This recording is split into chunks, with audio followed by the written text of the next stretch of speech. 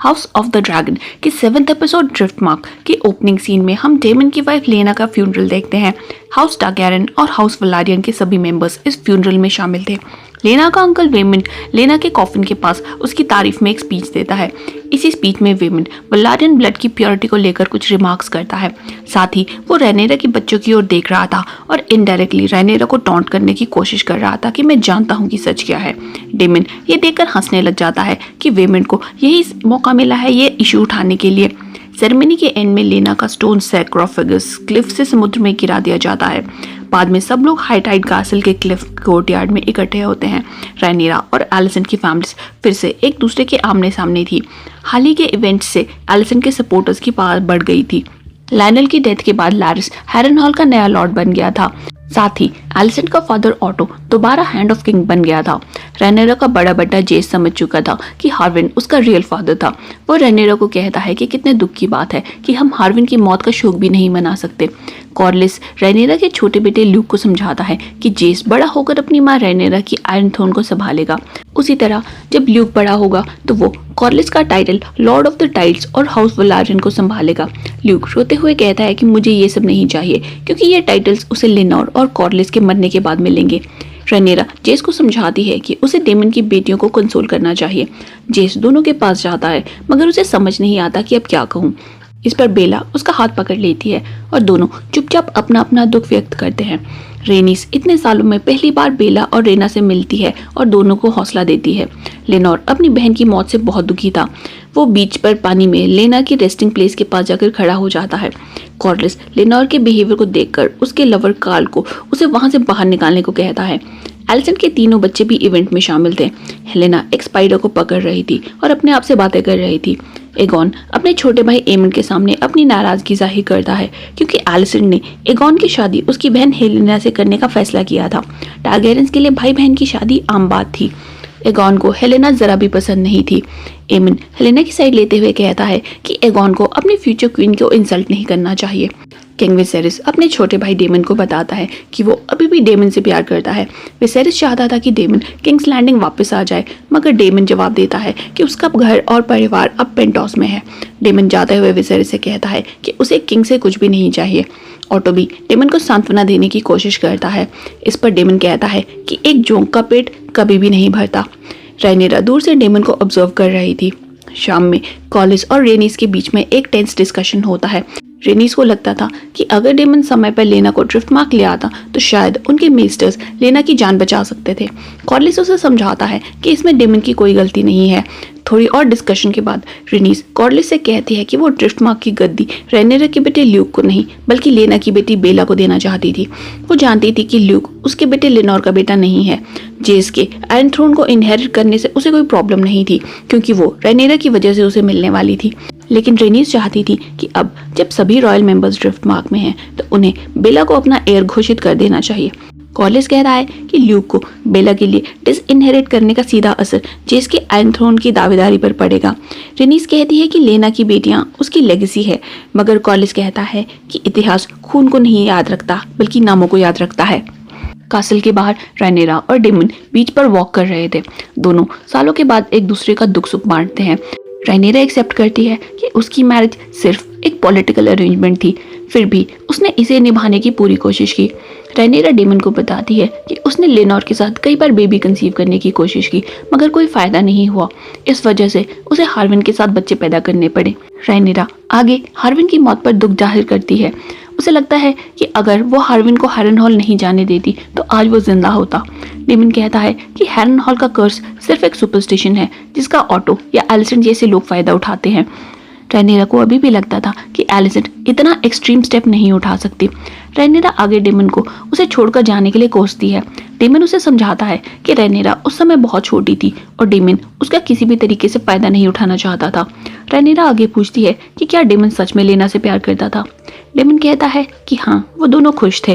रैनेरा लेना की मौत पर दुख व्यक्त करती है जिसके लिए डेमन कहता है कि वो कम से कम लोगों के सामने अपना दुख तो जाहिर कर सकता है। थोड़ा सोचने के बाद रैनेरा डेमन के करीब जाकर कहती है कि अब मैं बच्ची नहीं हूँ। ये कहकर वो डेमन को किस कर देती है। दोनों पास की एक टूटी हुई शिप पर फाइनली इंटीमेट होते हैं। बीच पर दूसरी ओर एमन लेना के ड्रैगन वेगार को ढूंढने निकलता है। एमंड जैसे वेगार की सैडल की रस्सी को पकड़ता है, वेगार की नींद खुल जाती है। एमंड के टारगेरियन ब्लड को सेंस करके वेगार शांत हो जाती है। एमंड जब दोबारा वेगार को राइड करने की कोशिश करता है तो वेगार गुस्से में अपने गले में ड्रैगन फायर बनाना शुरू कर देती है। मौत को इतना करीब से देखकर एमंड सारी हिम्मत जुटाकर हाई वलेरियन में वेगार को कमांड करता है। एक मिस्टीरियस मोमेंट के बाद वेगार एमंड को अपनी सवारी अलाउ कर देती है। फ्लाइट के दौरान एमंड कई बार वेगार के ऊपर से जमीन पर गिरने वाला था, मगर जैसे तैसे वो अपनी पहली फ्लाइट को सक्सेसफुली कंप्लीट करके वेगार से बॉन्ड हो जाता है। तब तक बेला और रेना नोटिस कर चुके थे कि वेगार मिसिंग है। वो जेस और ल्यूक के साथ उसे ढूंढने निकलते हैं। चारों को एमंड रास्ते में मिलता है।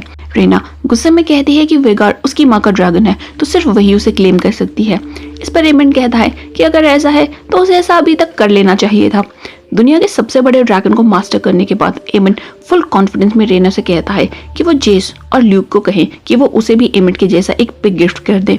इस पर चारों बच्चों के साथ एमंड की हाथापाई हो जाती है, जिसमें सारे बच्चे जख्मी हो जाते हैं। एमंड ल्यूक को गले से पकड़कर उसे पत्थर से मारने वाला था। साथ ही वो ल्यूक को बास्टर्ड बुलाता है। ल्यूक को समझ नहीं आता क्योंकि वो लेनोर को ही अपना पिता मानता था। इस पर एमंड जेस की तरफ मुड़कर उसे लॉर्ड स्ट्रॉन्ग बुलाता है। जेस गुस्से में एक नाइफ लेकर एमंड की ओर बढ़ता है। इस पर एमंड उसे धक्का मारकर जमीन पर गिरा देता है। एमंड जब तक जेस पर अटैक करने वाला था तब तक ल्यूक जेस को बचाने के लिए एमंड पर अटैक कर देता है, जिसमें उसकी लेफ्ट आई जख्मी हो जाती है। उसी वक्त सर हैरोल्ड और सभी किंग्सगार्ड वहां पहुंचते हैं। सारे एडल्ट्स मेन हॉल में इकट्ठे होते हैं। विसेरिस किंग्सगार्ड्स पर नाराज होता है कि उन्होंने प्रिंसेस की रक्षा क्यों नहीं की। मास्टर केविन एमंड का फेस स्टिच करते हुए एलिसन को बताते हैं कि एमंड अपनी बाईं आंख की रोशनी खो चुका है। एलिसन गुस्से में एगॉन को चांटा मारती है कि जब उसके छोटे भाई को जरूरत थी तो वो कहाँ था। कॉलिस, रेनीस, राइनेरा सभी हॉल में पहुंचते हैं। जेस राइनेरा को बताता है कि एमंड ने उन्हें बास्टर्ड्स बुलाया है। राइनेरा और एलिसन की फिर से बहस होती है कि किसके बच्चे गलत हैं। राइनेरा विसेरिस को बताती है कि एमंड ने उसके बच्चों को बास्टर्ड बुलाया और यह सबसे बड़ा देशद्रोह है। विसेरिस एमंड से पूछता है कि उसने ये फालतू बातें कहाँ से सुनी। एमंड सीधा बड़े भाई एगॉन का नाम लेता है।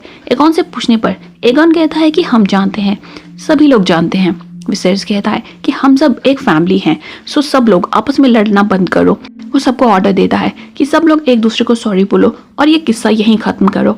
एलिसेंट थोड़ा सोचकर बोलती है कि माफी से एमंड की आंख वापस नहीं आएगी, लेकिन ये हिसाब बराबर करने के लिए रेनेरा के बेटे की आंख निकाली जा सकती है। एलिसेंट क्रिस्टन को ल्यूक की आंख निकाल कर लाने के लिए ऑर्डर देती है। एलिसेंट ल्यूक को एक आंख चूज करने को भी कहती है, भले ही ये चॉइस एमंड को नहीं मिली। क्रिस्टन हेजिटेट करता है क्योंकि उसकी ओथ एलिसेंट को प्रोटेक्ट करने की, ना कि उसके फैमिली मेंबर्स को म्यूटिलेट करने की। विसेरिस गुस्से में कहता है कि मैटर खत्म हो चुका है।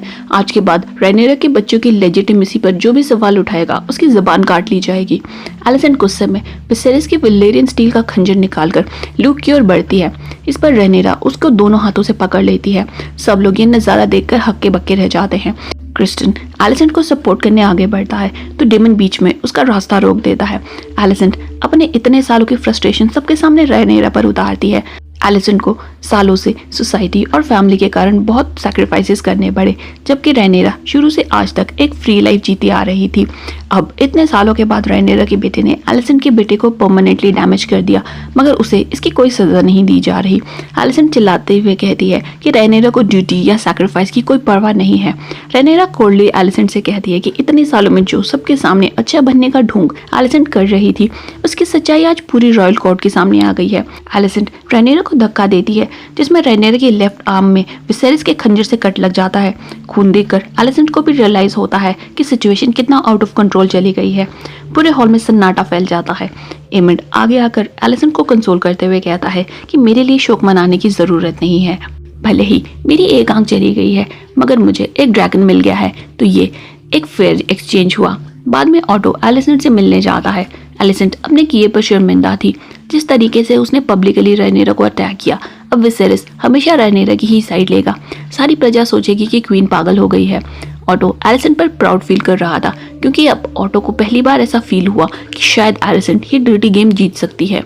ऑटो एमंड की स्टेटमेंट को भी सही ठहराता है कि दुनिया का सबसे बड़ा ड्रैगन जीतना एक आंख और एलिसेंट की रेपुटेशन के खराब होने से कहीं बड़ी बात है। ऑटो एलिसन को विसेरिस से माफी मांगने की भी सलाह देता है। अगले दिन विसेरिस की पूरी फैमिली किंग्स लैंडिंग के लिए निकलती है। शिप पर लैरिस एलिसन को पूछता है कि क्या वो एमेंड की आंख का बदला लेना चाहती है। अगर एलिसन चाहती है तो लैरिस अपने नेटवर्क के थ्रू कुछ अरेंजमेंट कर सकता था। एलिसन चुपचाप से लैरिस के ऑफर को ठुकरा देती है जो लैरिस ने हार्विन के साथ किया। उसके बाद एलिसन खुद भी लैरिस पर भरोसा नहीं कर पा रही थी। उधर रेनेरा के चेंबर में लेनोर जब उससे मिलने पहुंचता है तो मास्टर केविन उसे स्टिच कर रहे थे।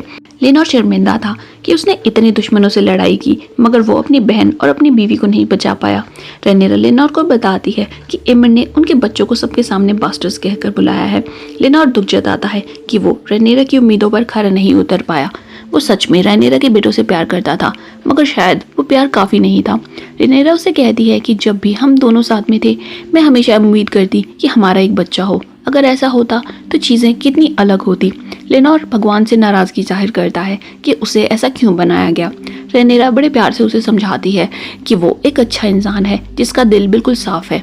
लेनोर कहता है कि उसका पार्टनर कार्ल स्टेपस्टोन्स में होने वाली फाइट के लिए जा रहा है पर वो साथ में नहीं जाएगा। लेनोर रेनेरा के साथ रहकर उसका आयरन थ्रोन के लिए क्लेम और मजबूत करेगा। साथ ही वो अपने तीनों बेटों की रक्षा करेगा। बाद में रेनेरा किनारे से विसेरिस की शिप को जाते हुए देख रही थी। रेनेरा समझ गई थी कि अब उसके और एलिसन के बीच में जंग होनी है। वो डेमन से कहती है कि उसे डेमन की ज़रूरत है। डेमन उसे समझाता है कि हमारी शादी लेनोर के मरने के बाद ही पॉसिबल है। रेनेरा कहती है कि वो भी ये सच्चाई जानती है।